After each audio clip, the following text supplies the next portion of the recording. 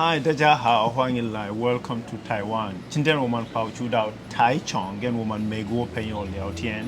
影片开始以前，请不要忘记订阅、按赞、开启小铃铛，谢谢大家。My name is Matt Brunsel. I'm from the United States, from Cincinnati, and I'm a Montessori teacher here. I also do stand-up and improv comedy, also train teachers as well How long have you been in Taiwan? since 2006. So this will be 19 years this year.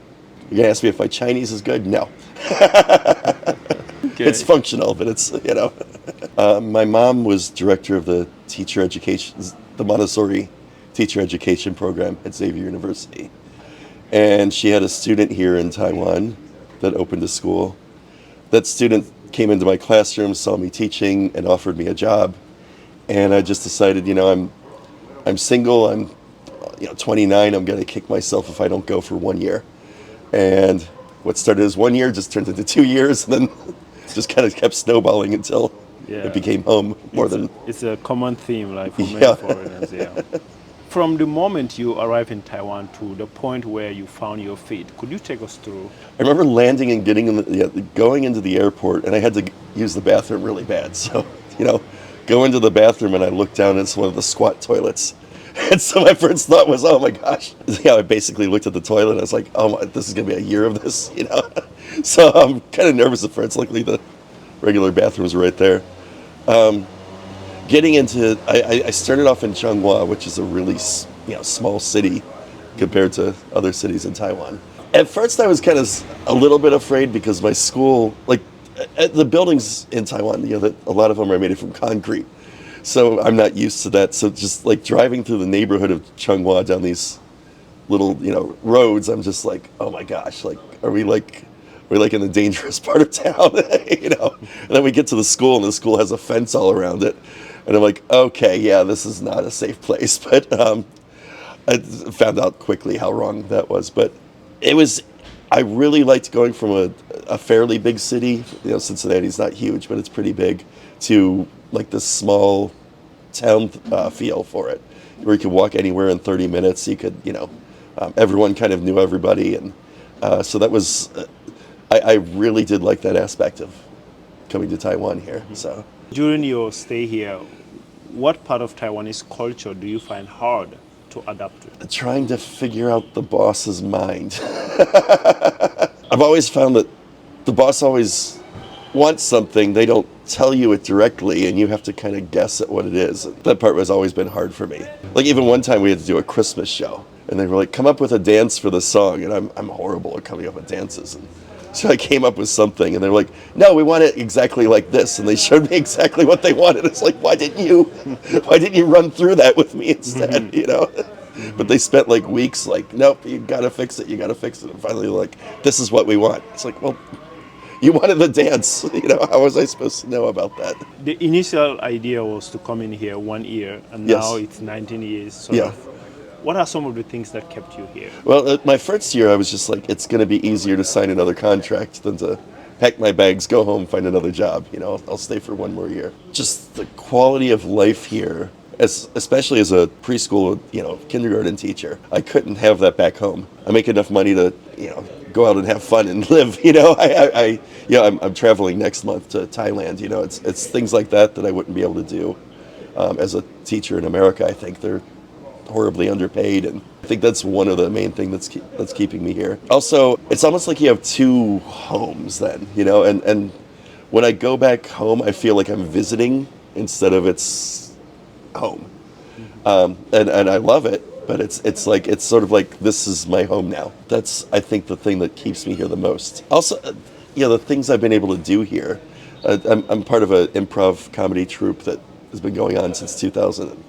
Being able to perform here in Taipei and Kaohsiung with them.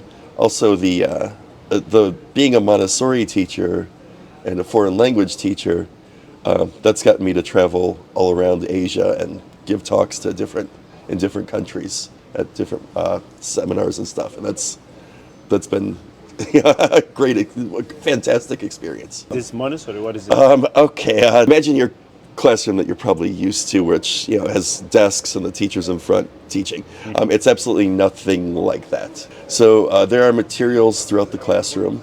The children come in, they have time to just choose whatever material they want. In our classroom, we give them 3 hours. They can choose what they want to do. They'll work with the material. I'll show children new material so that they can work on it. And then it's up to them what they do. So I could have one student on this side of the room doing math work, and another student over here doing a writing work, and another student over there learning about geography. So it's basically up to the children to choose what they're going to do, and the materials help. The materials actually teach them a lot of the time. So if they make a mistake, they'll notice it later and be able to fix that mistake on their own. And it's really cool. It's a lot more work to set up that classroom environment, but once it's set up, it preferably runs itself. Like, there are days where I'm just sitting there with a pencil and paper and writing down what students are doing, and I barely have to interact with any of them. It's been going on since 1907 worldwide, and in Taiwan it's been going since about the 1970s. Once I tell people what it is or they Google Translate it, they're like, "Oh, I have heard of that." You have take my car. You have a bag lost in my car. Oh yeah. Thank you. Oh, I'm going to train Oh. station and come back. Yeah. Okay, let me pay you for that. I'm sorry, that was my taxi driver. That's another great part about Taiwan. Yeah. Give me 1 second.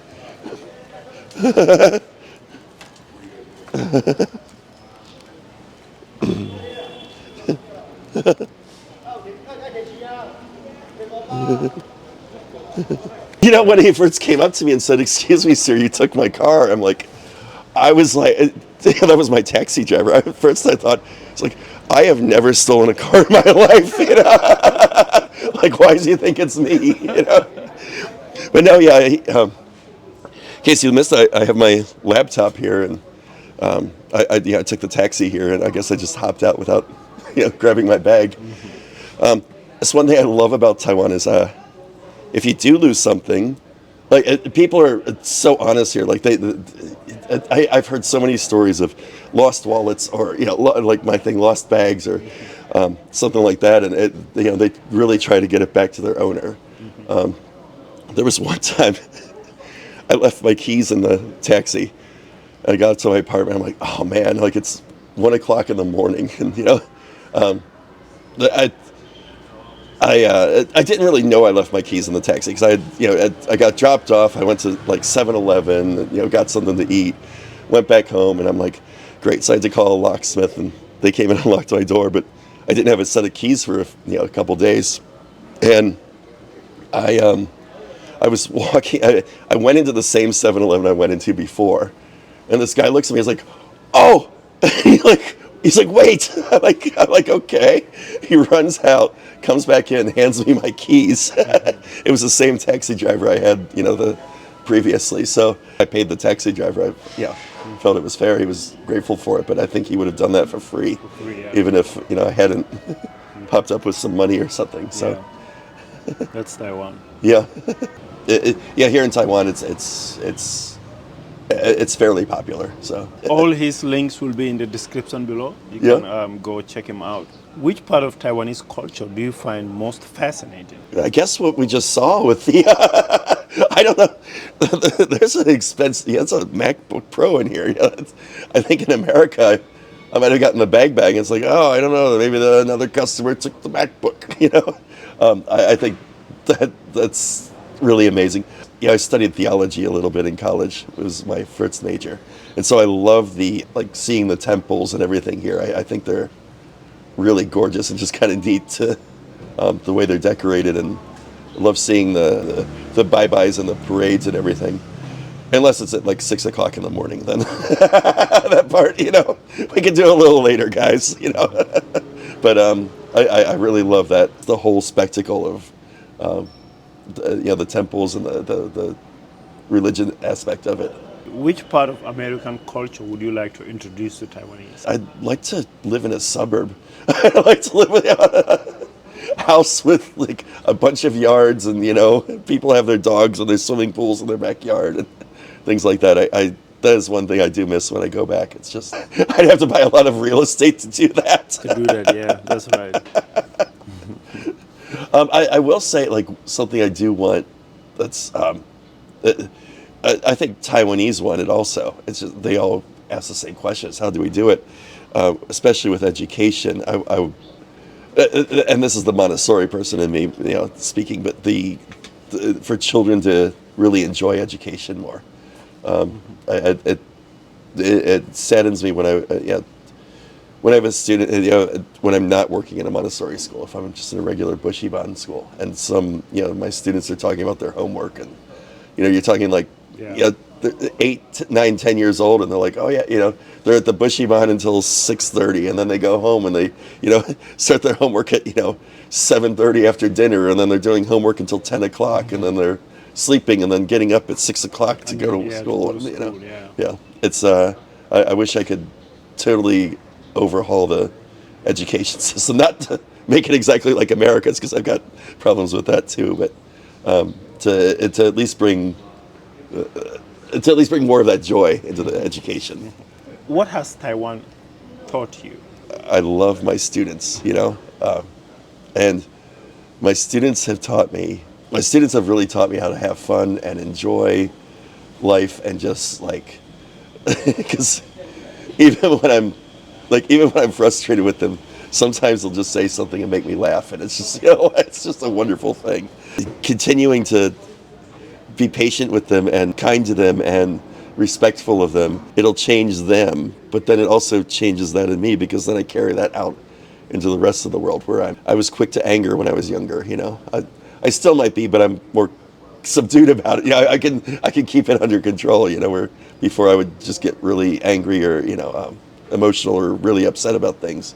But I think Taiwan has taught me to just kind of relax and let those things I get that from my teaching, which is happening here. So, do you have anything else to tell Taiwanese people? I do love this country. I think it's been a fantastic experience here, and if I'm talking to the Taiwanese people, thank you for that. It's like anything in life, not everything's perfect, but I've had such a fantastic life here and just have enjoyed it. So at one point, talking to my mom, and my mom was really sick. My mom said to my brother, he's like, yeah, but he's really happy in Taiwan. I'd rather see him, happy there than, working here and then, leaving all that other stuff out. So it's having that wonderful life here that, has been fantastic for me. Thank you very much for giving us your time and sharing this wonderful wisdom, and hope you continue to enjoy your stay here in Taiwan. Thank you. You too. Thank you. Gansia ni sokan rugo yo si Juan busi Juan. Please leave a comment and help us share if you can. Thank you for watching, and see you in my next video. Hello.